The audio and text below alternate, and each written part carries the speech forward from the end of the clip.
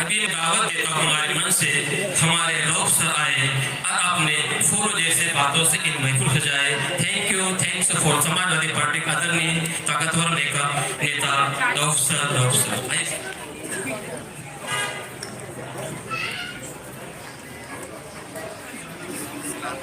Maharashtra assembly चुनाव के Samajwadi party के हमारे हरदिल अजीज उम्मीदवार इज्जत माब डॉक्टर अब्दुल गफ्फार कादरी साहब जो समाजवादी साइकिल से चुनाव लड़ रहे हैं, उनके चुनाव प्रचार के लिए यहाँ पर स्टेज पर मौजूद हमारे दिल्ली के हाईवे मेहमान नसीम सिद्दीकी साहब, मौलाना हारिस साहब, अभी जो बात कर रहे थे दिल्ली से मेरे भाई, हमारे शहर अध्यक्ष फैसल खान साहब, हमारे दाऊद चाचा और स्टेज पर बैठे हुए सभी हुसैन कॉलोनी के सभी मान्यवर और मेरे सामने बैठे हुए बुजुर्गों, दोस्तों, नौजवानों, घरों में बैठी हुई मेरी पर्दानशीन माँ और बहनों, 77 साल से सोई हुई कौम, हमारी ये बात मैं आपको बताने आया हूँ और सभी कौमों ने कर ली है अपनी अपनी तैयारी। हुसैन कॉलोनी वालों, ये बात मैं आपको बताने आया हूँ। दोस्तों, आज चुनाव का माहौल है और कई पार्टियां हमारे बीच आ रही है और वो पार्टियां जो सिर्फ नफरत की बातें कर रही है, वो इत्याद इत्याद इत्याद, क्या है इत्याद? इस मुल्क के अंदर रहना है तो समाजवाद करना पड़ेगा, समाजवाद समाजवाद समाजवाद, तब जाके ये मुल्क बनेगा। क्योंकि इस मुल्क के अंदर हर 80 किलोमीटर पे एक लैंग्वेज बदलती है, 80 किलोमीटर पे एक जात बदलती है। तो मैं दावे से कहता हूँ, इस मुल्क के अंदर आजादी के बाद कोई भी एक जात, कोई भी एक कौम राज कर नहीं सकती। सुन लीजिए मेरा शेर, जमीन पे घर बनाया है, हम जन्नत में रहते हैं, हमारी खुशनसीबी है हम के वतन भारत में रहते हैं।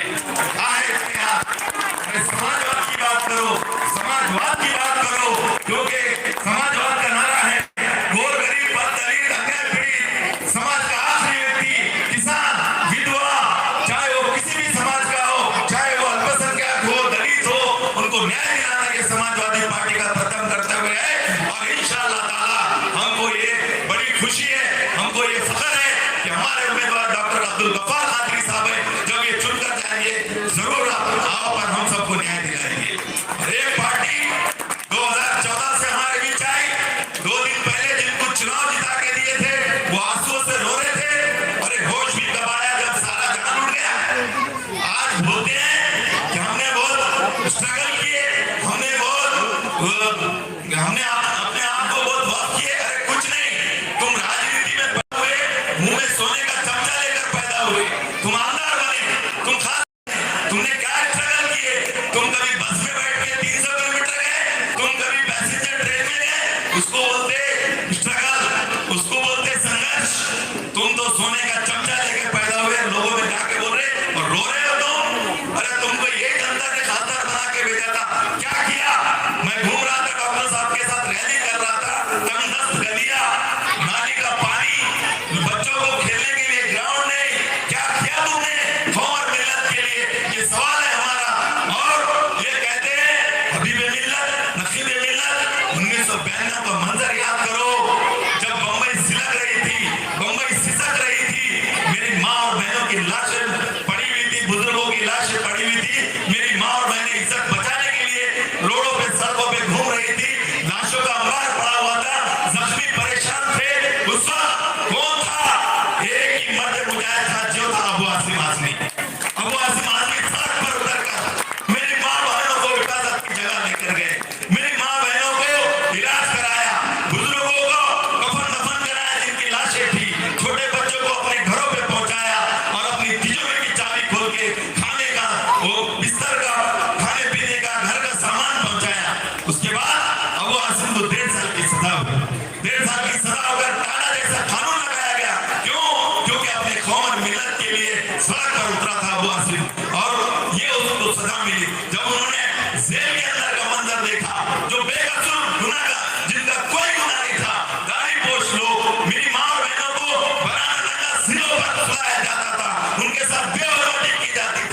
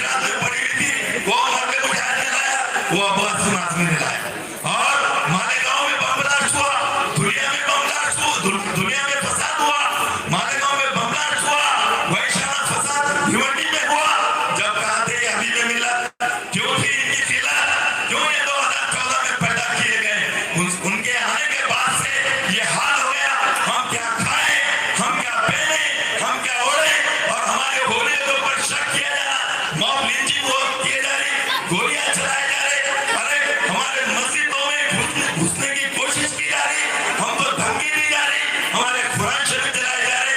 याद रखो, वक्त जलेंगे मगर आयत मुकद्दस को दुनिया हटा नहीं सकी, वक्त जलेंगे मगर आयत मुकद्दस नहीं सकती, अरे खुद सीने में है महफूज, इसको दुनिया मिटा नहीं सकती। याद रखो, और हम समाजवादी लोग हैं, समाजवादी पार्टी का हमारा नारा है, तुम हिंदू हो मैं मुस्लिम हूँ, तुम हिंदू हो मैं मुस्लिम हूँ, लाओ मैं तुम्हारी गीता पढ़ लो, तुम पढ़ लो कुरान। अरे समाजवादी पार्टी अबू आसिम आजमी और डॉक्टर अब्दुल गफ्फार खादरी का एक ही बयान, एक ही थाली में खाना खाए सारा हिंदुस्तान, ये हमारा मैसेज है। और ये हम लोग कहते हैं इस मुल्क में रहना है तो वंदे मातरम पढ़ना होगा, अरे हमसे ज्यादा इस वतन के, इस मिट्टी की कोई इज्जत करता है? सुनिए मेरा शेर, मजहब के नाम पे जुल्म सितम हम नहीं करते, मजहब के नाम पे जुल्म सितम हम नहीं करते, वफा की आड़ में सियासत हम नहीं करते, वतन की मिट्टी में जाते तो घुस के वतन की मिट्टी को नापाक हम नहीं करते। तो क्या हमसे दलीलें लेंगे? और ये दो के बाद आए, इनको खासदार बनाया, ये मेंबर प्लानिंग कमेटी के मेंबर थे, और इन्होंने हमारे शहर के कई जमीनों को रिजर्वेशन जोन में जाने दिया, ग्रीन जोन में जाने दिया, जिसमें नारेगांव है, जिसमें कटकट के कई इलाका है, आरिफ कॉलोनी है, हिलाल जलाल कॉलोनी है, ये सब ग्रीन जोन में है। और हिलाल जलाल में एक घट नंबर है, वो उनका है, वो ग्रीन जोन में नहीं गया, बाकी सब गए। फिर तुम क्या कौम की लीडरिंग कर रहे थे, क्या तुम कौम की लीडरिंग कर रहे थे? और किराड़पुर में दंगा हुआ, किराड़पुर में दंगा हुआ, वहाँ के बच्चों को ये बोल रहे थे ये बटन प्लेन है। अरे तुम सियासतदान हो, चाहे तुम ग्राम पंचायत के मेंबर हो, चाहे तुम नगर सेवक हो, चाहे तुम आमदार हो, चाहे तुम खासदार हो, उनका रोल ये जनता जो अपने को वोट देती है माँ बाप के जैसा होता है। अगर कोई बच्चा बहुत बड़ा गुनाह भी करा तो माँ बाप उसके गुनाहों को ढांपते हैं, तुमने बच्चों के गुनाहों को ढांपना था और बोलना था ये हमारे बच्चे। मैं इसलिए